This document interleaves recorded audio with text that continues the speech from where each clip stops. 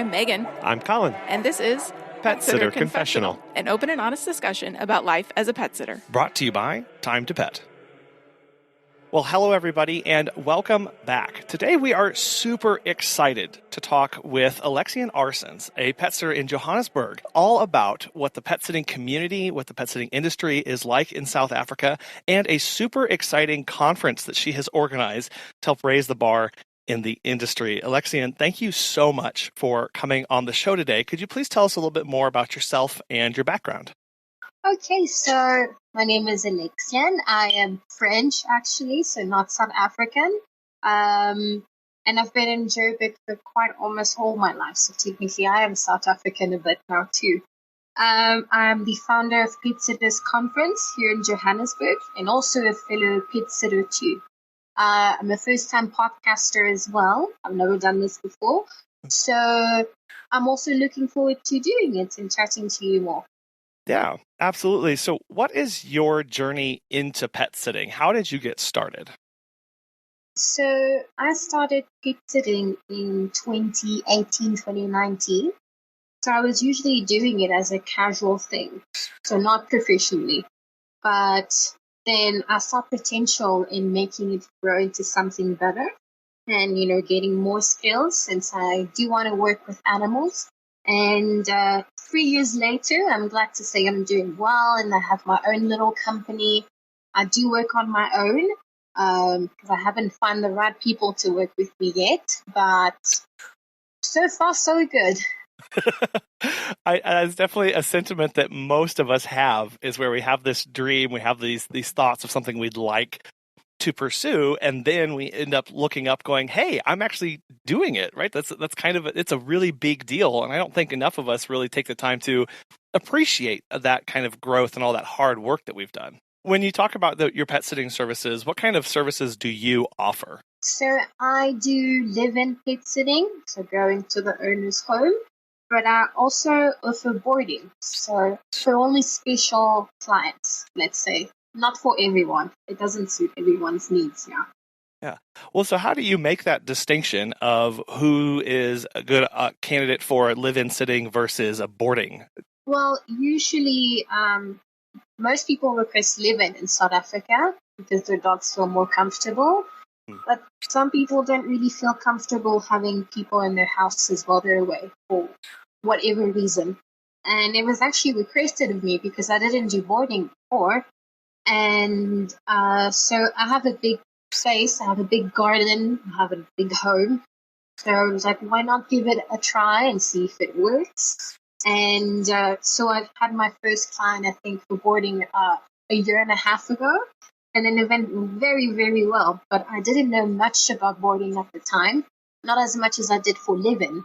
So it was a lot of research and changing things around the house, accommodating to the pet's needs. I obviously don't board cats because I have dogs at home. So the dogs would have to be socialized at a certain level to get along with the others. But most of the times they are, so it's not really an issue. And one thing that I found was essential for a good boarding was the environment where the dog was. So where it would be sleeping and playing and, doing its doggy business.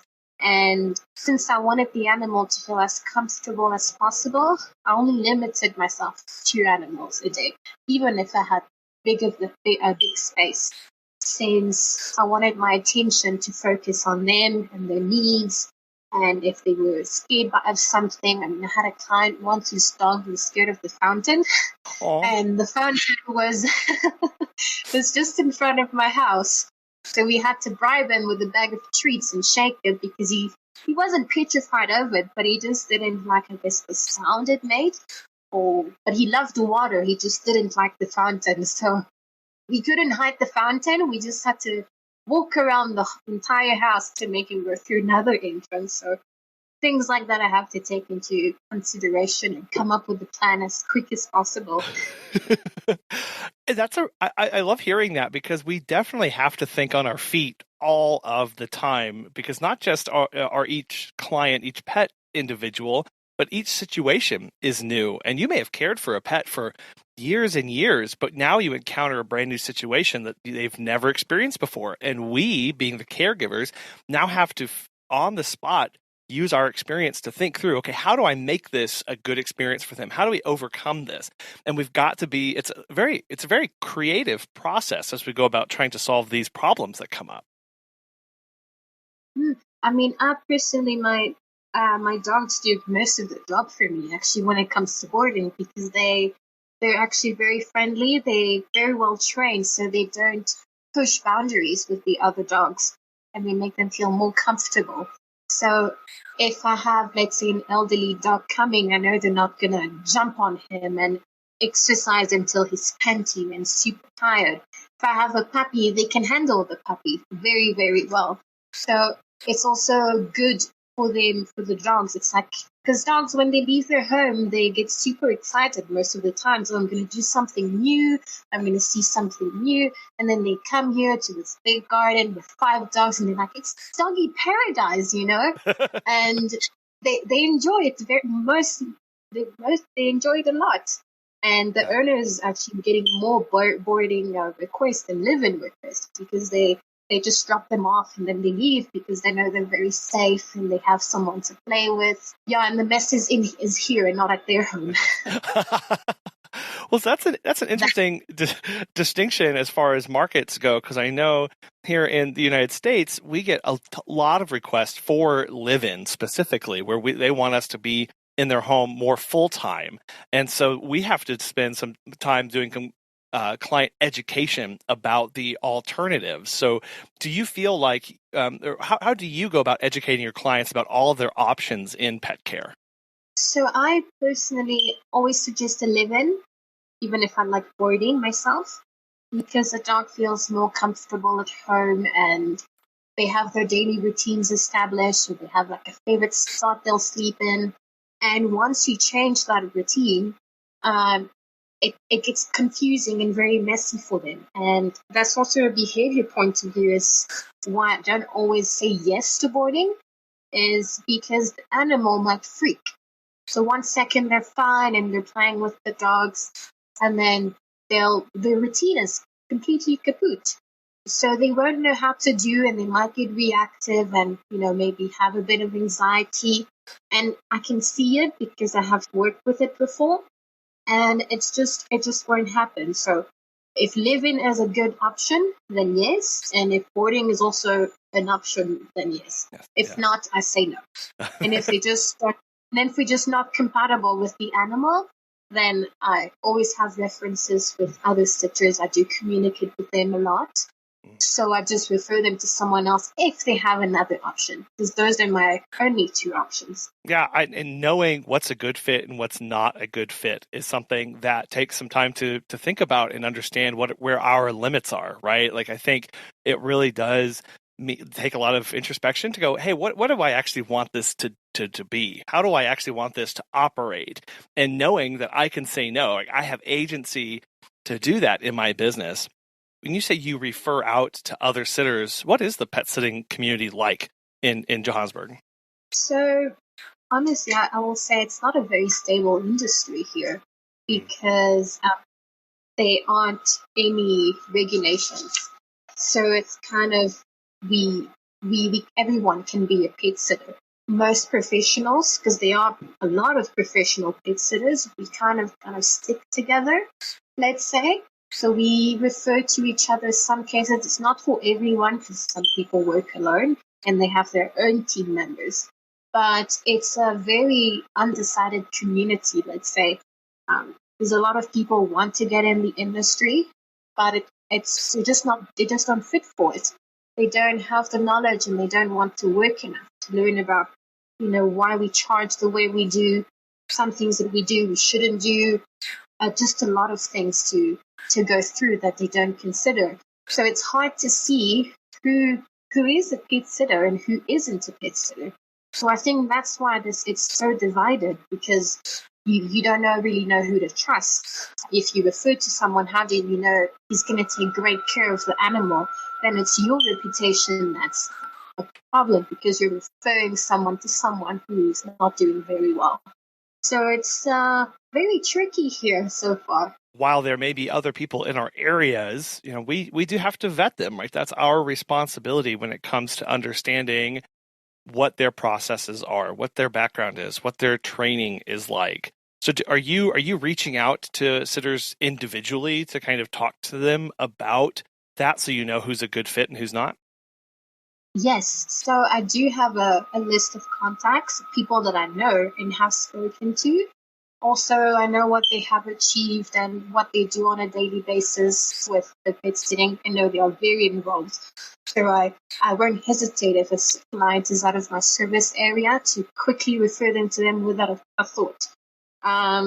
So that's kind of how it goes. We do sometimes share sitting. That has happened with me once or twice when the client is comfortable with it, of course. But or else we when we know each other, everything is very good. And you mentioned earlier about there being no rules or regulation around being a pet sitter. Is that just for like dog walking and live-ins, or does that include boarding facilities as well? No, it's actually pet sitting on its own. Okay. Pet sitting is not classified as a actual job here. There aren't any rules for pet sitting, no regulations. So technically anyone can advert and offer the service of pet sitting without going through the government, basically. So as we, the professional sitters, we try and go by the ethical standards of pet sitting, which makes us more different than the ones offering just regular dog walking or live-in. So for me personally, I stay updated with PSI International with their regulations. So that has worked for me very well. I think most of the sitters do as well. So they all have their policies and they go by it. And we try and make sure, I think, from what I can see, that we have all the same regulations. Because then it gets a bit complicated when someone comes out of another sit that was with someone that just is not regulated, does not have any policies, and they're suddenly shocked by why we say no to certain things and how we do it, and they're like, well, that happened to me before. And I'm like, well, this is how it's supposed to be. So, you know. No, absolutely. When we forget that when clients are reaching out to us, they have had past experiences and they are bringing in a lot of expectations when they come to talk with us. And they are, not that it's baggage, but there's a lot of things that sometimes we have to help them overcome. And that I definitely agree that the majority of times that is around boundaries, that is around pricing, that is around policies, where they may be used to being able to pay super cheap prices or be used to being run over the owner of the business and kind of do it the way they want to. And we have to that's kind of a fight that we have to stick up for ourselves and recognize, nope, these are my standards and I'm not going to budge from them. Yeah, I agree. I mean, most of the time, my challenge comes mostly with my fees, although it's a common issue for everyone, I'm sure, but I will not change them. One of the policies that I have, for example, is for an injured animal or, that's very ill with an obvious injury, I will refuse to take care of this sit unless the issue is being addressed before. But I usually refuse because the owner knows something is wrong, but they won't do it for multiple of reasons that actually don't even matter. Because if I accept the sit and something happens to the animal or it gets worse, I will be held liable. And the worst thing that can happen is really death. And I don't want that happening knowing the owners haven't done anything. Unless something is done and there's an ongoing chronic condition, then I will be, alerted and have the vet as my emergency. And at least I know I can do something with the owner's blessing. Vet partnerships are very integral to a thriving pet care community. So what are your relationships like with vets, with groomers and pet stores? So I have a very good relationship with my vet, actually. So with a veterinary hospital and a veterinary clinic not so far by me, I actually give them my contact detail. They have my card there and all my information. So if the owner is going away and they actually mention it to them, they'll mention them to me. Or what happens sometimes is dogs that are in the back of the clinic or the hospital, or, for example, strays. That for stray, I will obviously not charge the hospital anything. But one of the things that happens sometimes is that the owners have to go away, or they're away when there's an emergency. So they'll actually call me, and they have a kennel ready for me to take with me at home. So it's the animal might be sick, but they say the animal doesn't have to move.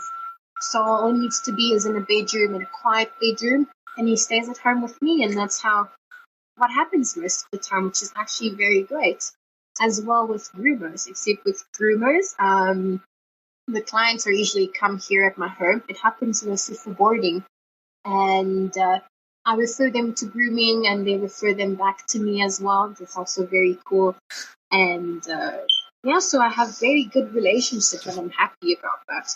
When you have those kind of relationships, it really does take a lot of stress off of our shoulders as the pet sitters, as the pet care team, because we know, again, who we can trust. And it takes time to build those relationships. But when we are able to do that, it also really helps the clients, because a lot of times the clients don't know what they don't know. And if we can show up and say, hey, this person, you need to go to this groomer, this vet, this pet store, here's the pet care specialist you need to talk to, you can really start helping them be better pet parents and help them become better educated. Yes, I agree. So most of the time, what will happen is I actually have a sheet of a list of vets and hospitals that I recommend, and they can actually go see them on my behalf. And what I'm trying to establish now is kind of a direct liaison, let's say. So I have specific clients that go to specific vets because of me now. So I get an even better relationship with the vets, and they actually share that with other people on their side of the veterinary kind of business, which is actually very, very awesome, since it's a profession that I am looking into. Yeah. Again, you don't know where those connections are going to lead, and building and bettering relationships is good for everybody, right? So there's no real downside to that, and people get better connected. And if you're interested in pursuing that field too, you can start growing some of those connections as well. We've talked about. I am curious to know about how you go about finding your clients and what has been working for you, and where your clients are typically coming from. So my clients used to come from the people that knew me, since I used to obviously go to my closest reference, which were my friends. And so I started sitting for them, and then they would refer me to their friends, and then their friends would refer me to their friends. And then it was an ongoing cycle. And then obviously I've established very good relationship with my vet and pet supply stores. And if they have someone, they'll just send them to me. And those people will refer me to other people, and the cycle just goes over and over again. So I have an basically endless limit of database of clients, which is very good. So I know I'm not short. Yeah, word of mouth is absolutely, it's so powerful, because it's one thing for them to see a post that we make on social media or on a flyer or something that we hand out. It's something completely different when their friend comes to them and say, oh, you've got to use Alexiane. You've got to use this person because they're amazing. That's a lot more powerful, and it's work that we don't have to do, right? Like I can't go around and personally tell every single person about me, but my clients can do that to their friends, and then their friends tell their friends, and definitely have that cascading impact. Exactly. I mean, I might receive a message from an inquiry one day, and I'll say, okay, I'm free, and then we can have a meet and greet. Maybe 2 hours later, I have 3 messages. Hi, I got your number from Laura, and she said you used to pet sit. And I'm like, okay, that's nice. But then I can't accept it because I'm already busy. But then it's kind of one person, and then you get 3 people extra. So it's kind of it kind of balances that way, which is great. Have you heard of Time to Pet? Claire from Acton Critter Sitters has this to say. Time to Pet has honestly revolutionized how we do business. My sitters can work much more independently because they have ongoing access to customer and pet information without relying on me. I save hours upon hours of administrative time on billing, processing payments, and generating paychecks. If you are looking for new pet sitting software in the new year, give Time to Pet a try. Listeners of our show can save 50% off your first 3 months by visiting timetopet.com/confession. I wanted to circle back to something you mentioned a little bit earlier about pricing. And I know pricing is a conversation that we have an awful lot about how much to charge, what's appropriate, what's out of line. So for you, how do you go about setting prices? And what would you say the typical price of a pet sitter is in South Africa? The average fee here for a full day for 24 hours is 250 rand, which is $17. It might seem like not a lot. I have seen some prices from the States, but for here it's actually quite a lot because obviously the currency is not as strong. But it can go as high as $28, so 400 rands, which is basically kind of the maximum here. And that's mostly for the more professional ones.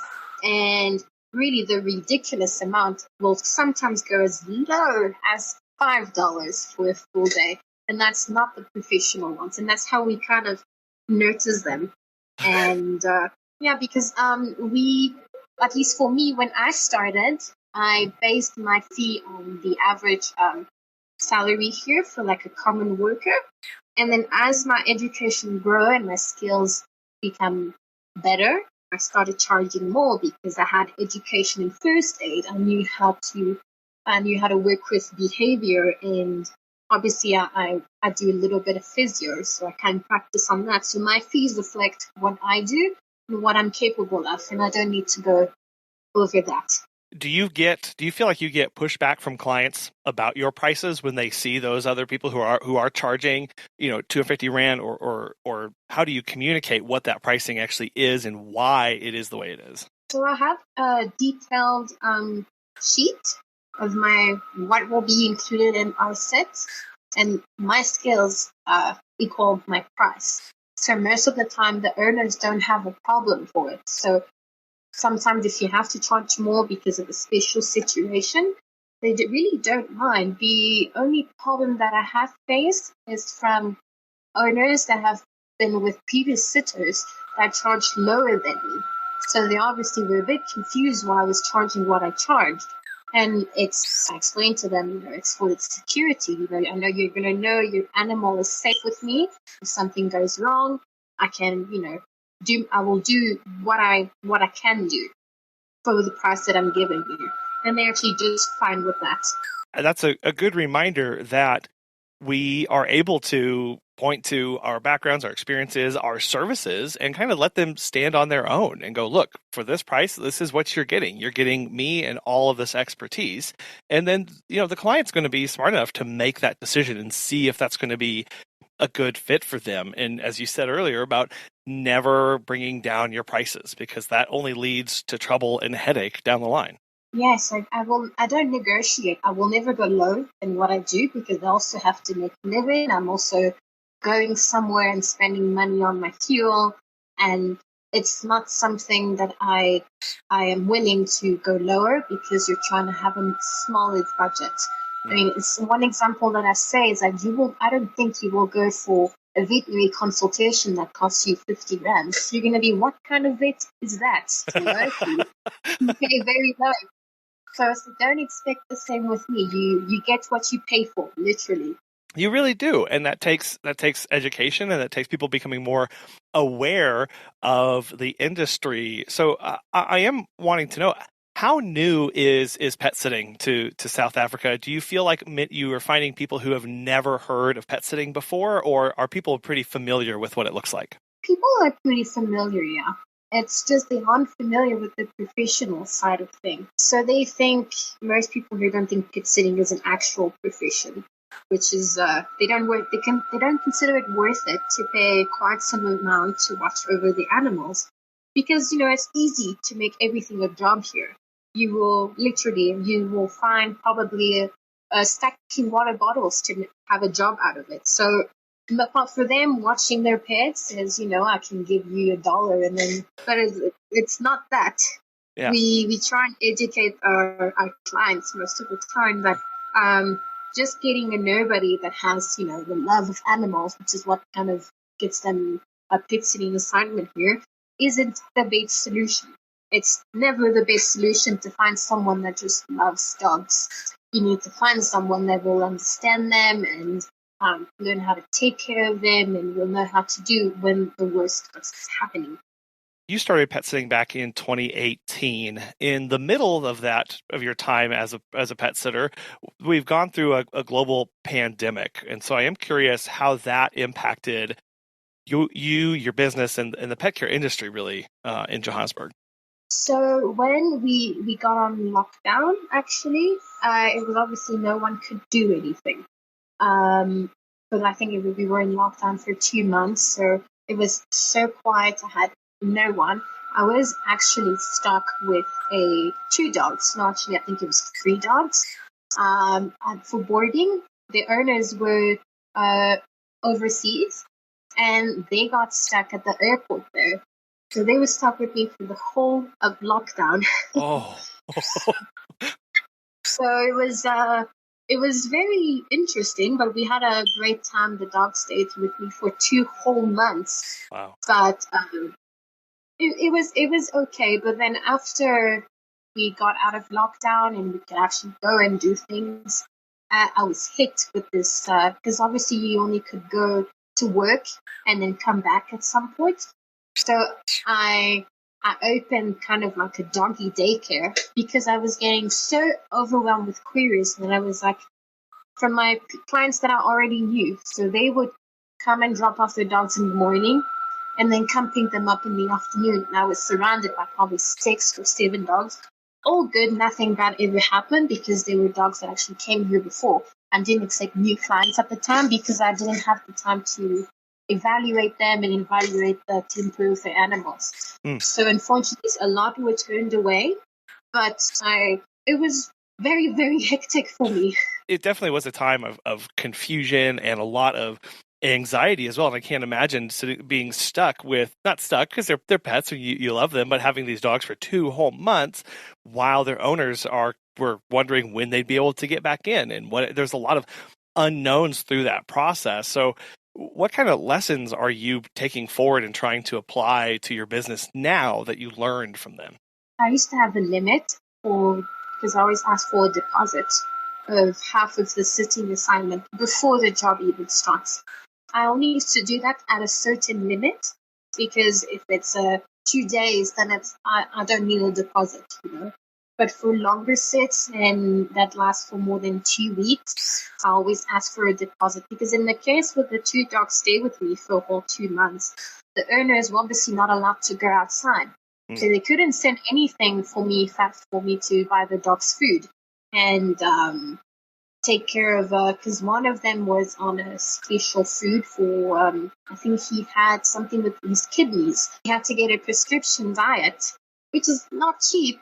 So it was, they were very big dogs, so they had to eat a lot. So I think we went through, 2 whole big 10-kilo bags, so like every 2 weeks. My bill at the end of those 2 months was, wow, it was a lot.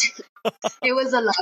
Wow, I can't even imagine, and you're right, having those kind of policies of going, okay, how do I make sure that my business is protected? How do I make sure that I am protected through these things that happen, right? And we do have to work through these problems, these scenarios, and we'll never be able to think up of all of them, but we can prepare a little bit and really get ahead of the game. And especially for, next time. And that policy that you have now of always requiring a deposit, no matter how short or long of a visit, that's something that will always protect you now. Yes, so I find it very useful sometimes because since I do offer alternative service like grooming or like bringing the dog to a groomer or bringing the dog for physiotherapy consultation, what happens is most of the time the owner is not sure if they want the dog to go.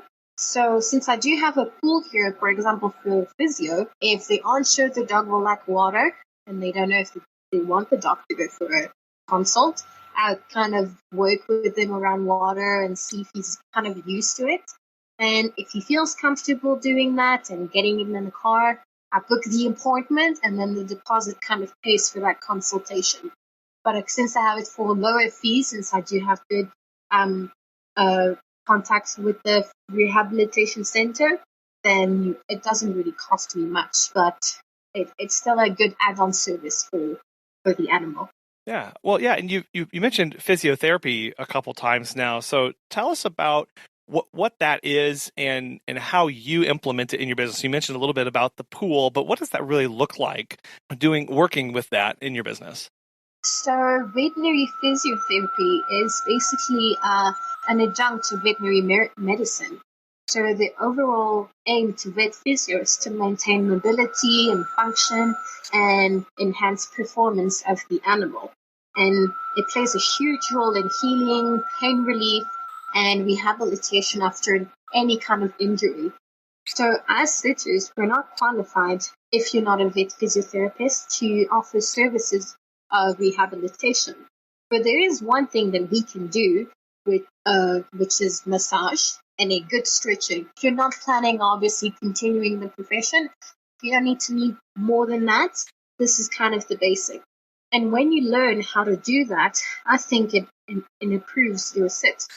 When you learn more about physio, you can start seeing changes in the animal that you've been working with.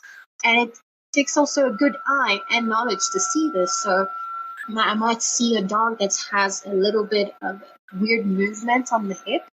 And I've seen him before and he didn't used to do that.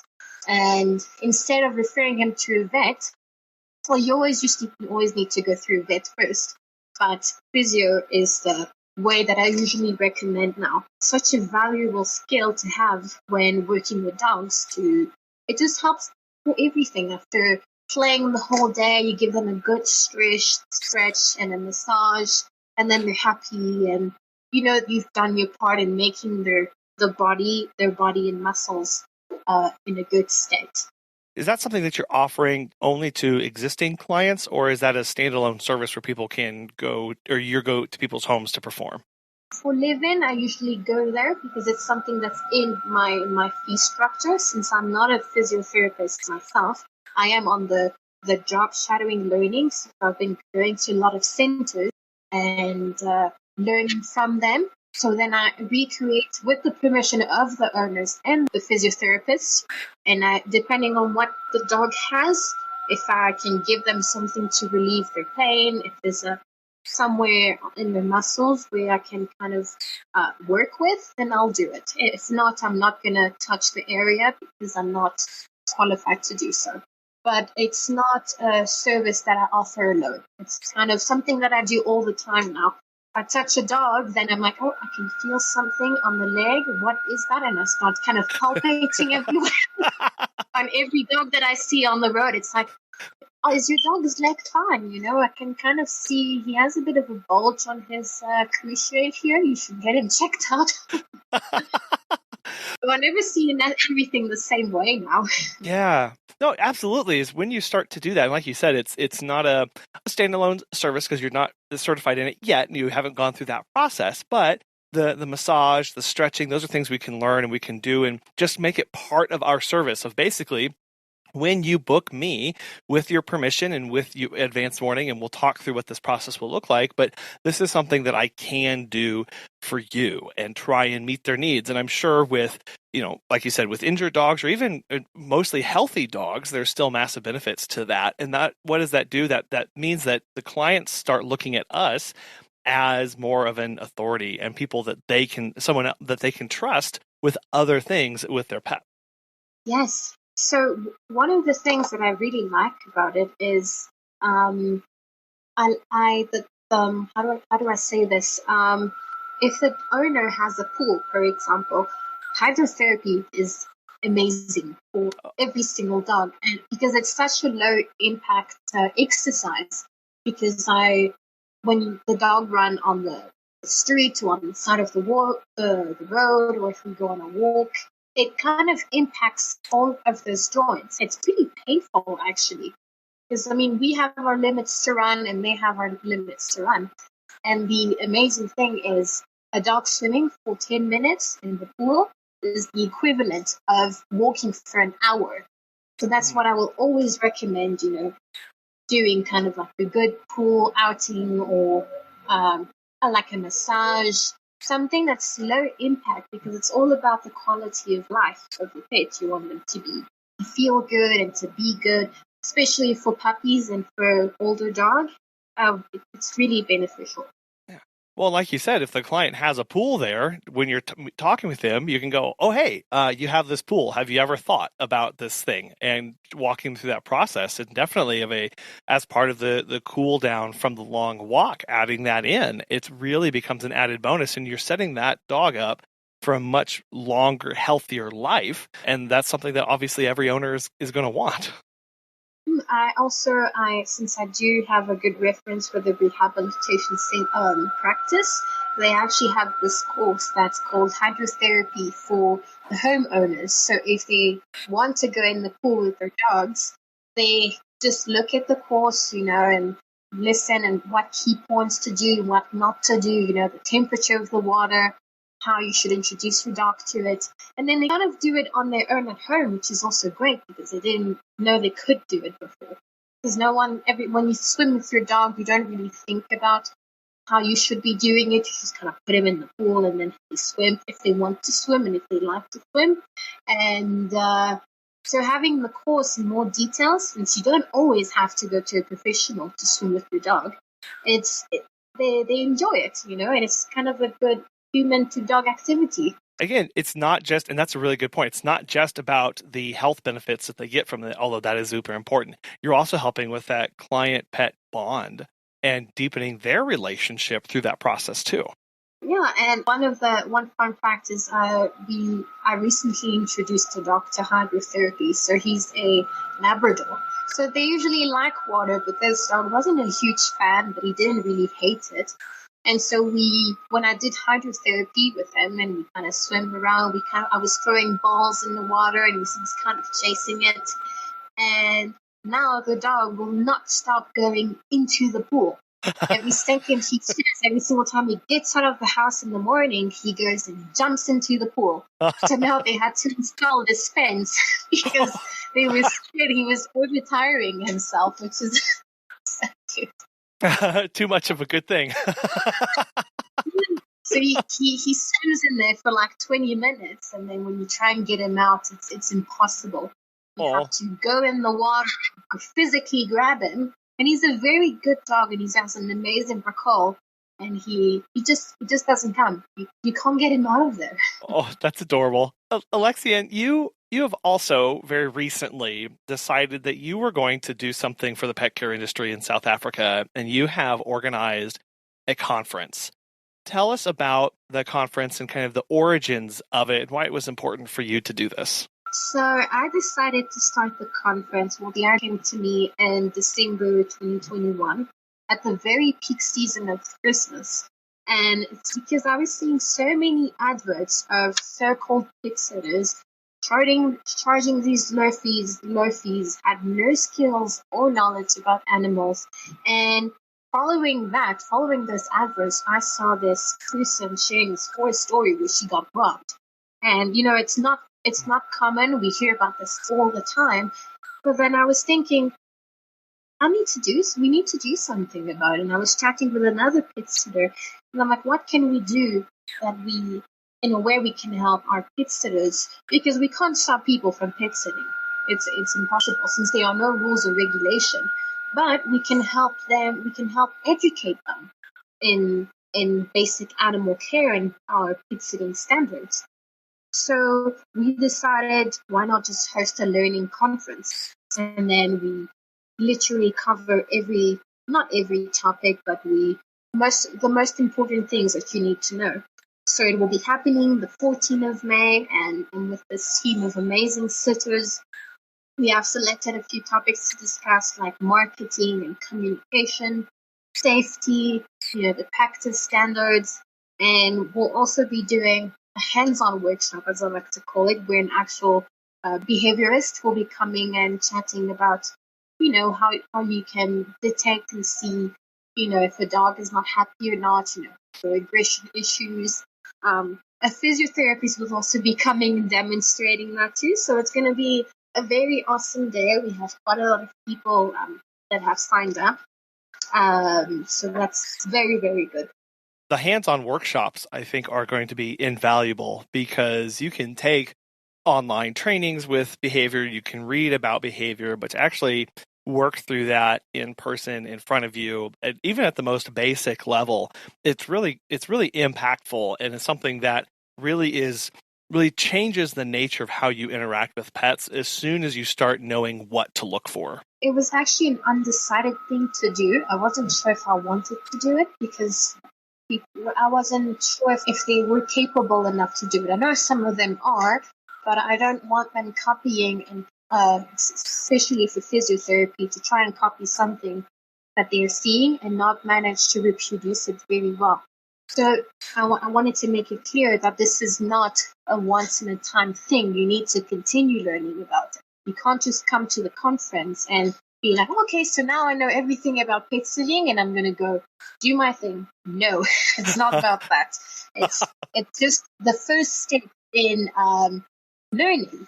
So we're covering your bases, and you need to do your part and then keep going. I mean, we also are planning on the side, and it was kind of a surprise, a pet first aid course, because there aren't a lot face-to-face here in South Africa. You mostly do them online.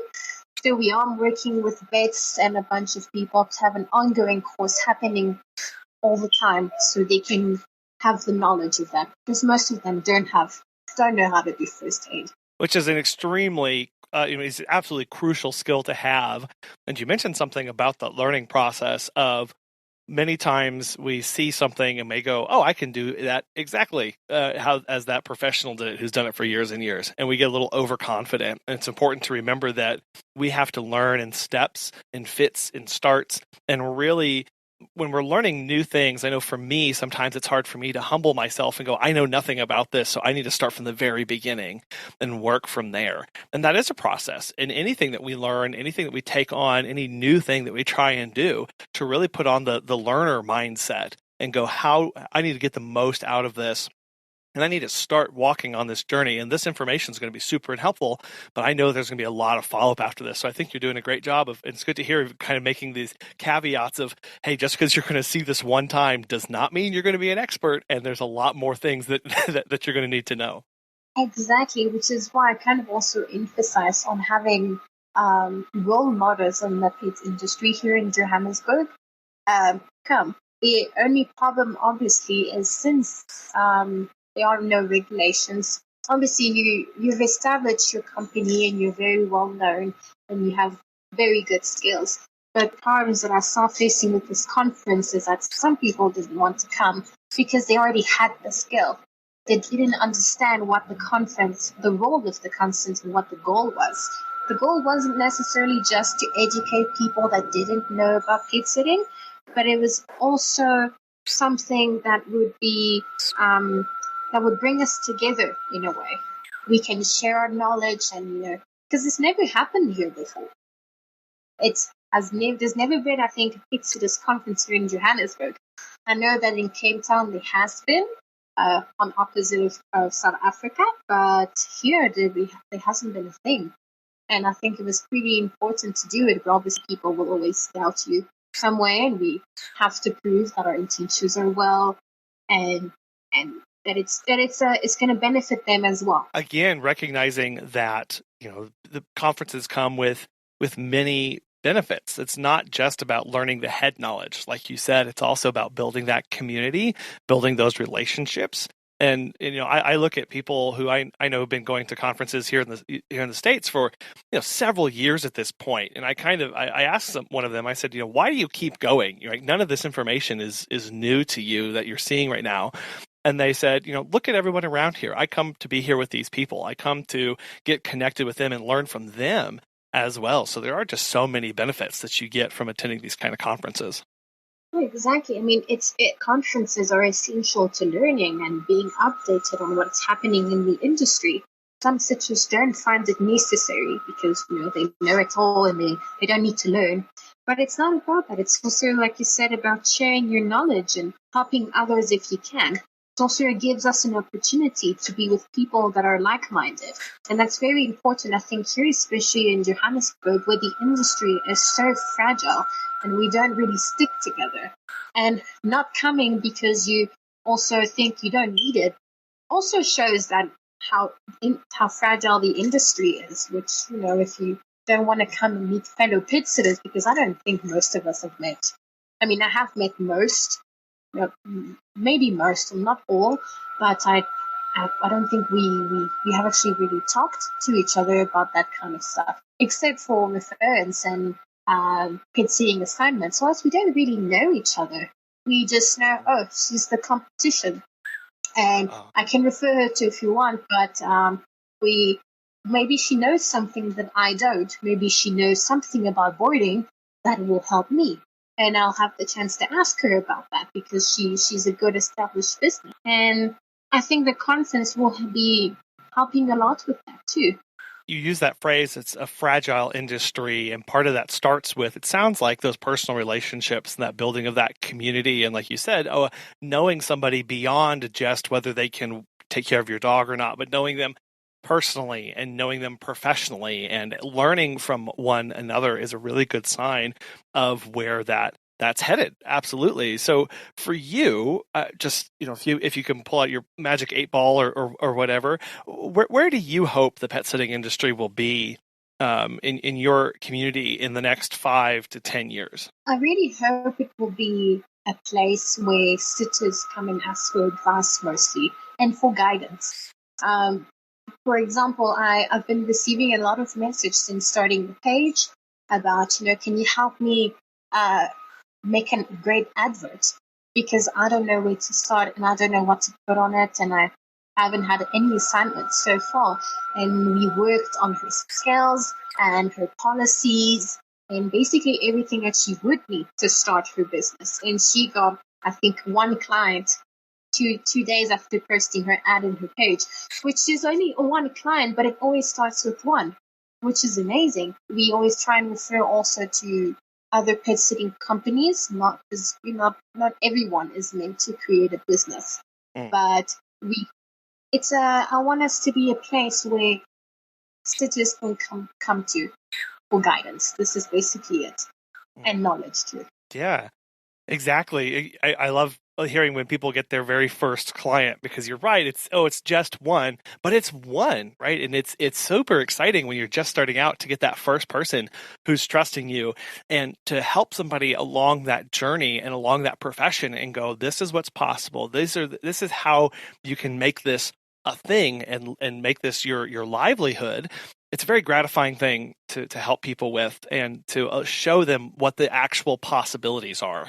Oh, it makes me very happy, to be honest. But the problem with people trying to start their own company is they aren't always fit to do so, and they can't get advice anywhere about it except maybe online. But if you want a good company, you need to have references, because if you can't take care of the search, you don't want to leave your client hanging. And one issue that has come up and has been told by someone that recently started is that she contacted this leading company and they refused to help her because she was not established, and she didn't know anything about, she didn't have any first aid. She knew a little bit about behavior but not a lot, but she really wanted to take pet sitting seriously as a part-time job, but no one wanted to help her because she was considered a flyby, someone that just does the sit for money, which she actually wasn't. So it was a little bit sad that she was rejected. But then she contacted us privately, and then we worked on her policies and, like I said, assignments and whatever. And she's doing good. She's getting a little more clients now, which is great. That's super exciting, and I know that conference is really going to help a lot more people, and it sounds like it is a major step in bringing the community together and setting the industry on a really good path. Alexiane, I really want to thank you for joining us today and for taking time out of your busy schedule to share with our listeners about an area of the industry, in South Africa that many of us aren't aware of and are super excited with everything that you're working on and working towards there. If people are interested in getting connected and learning more about you and the conference and all that good stuff, how can they get connected? So they can contact me directly on the Pet Sitters conference page. My private number is listed on there, or they can just inbox me on Facebook and I will gladly answer them. Perfect. And I will, I'll have links to those in our show notes so people can find the conference and find everything that you've got working on and go from there. Again, this has been a real pleasure and real honor, Lexi, I can't thank you enough for sharing everything that you're doing, and I'm really excited for it. Thank you very much for having me here too. What's the health of the pet care industry in your local community?